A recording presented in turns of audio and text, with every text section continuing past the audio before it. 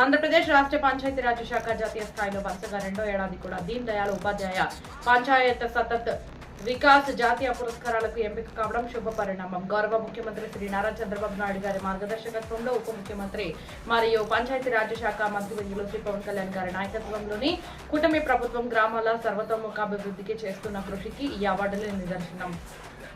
ముఖ్యంగా మహిళా స్నేహపూర్వక పంచాయతీగా తిరుపతి జిల్లా శ్రీకాళహస్తి మండలంలోని బొక్కసం పాలెం జాతీయ స్థాయిలో ప్రథమ స్థానం సాధించగా సుపరిపాలనలో విశాఖపట్నం జిల్లా శృంగవరం గ్రామ పంచాయతీ మొదటి స్థానంలో నిలిచింది. అలాగే పేదరిక నిర్మూలనలో వైఎస్ఆర్ కడప జిల్లా చెమ్ముళ్లపల్లి రెండో స్థానానికి, మౌలిక సదుపాయాల కల్పనలో ప్రకాశం జిల్లా గుండుమల మూడో స్థానాన్ని దక్కించుకున్నాయి. గౌరవ ముఖ్యమంత్రి ప్రాతినిధ్యం వహిస్తున్న కుప్పం మండలం కూడా జాతీయ స్థాయిలో 3వ అత్యుత్తమ మండలంగా ఎంపిక కావడం విశేషం.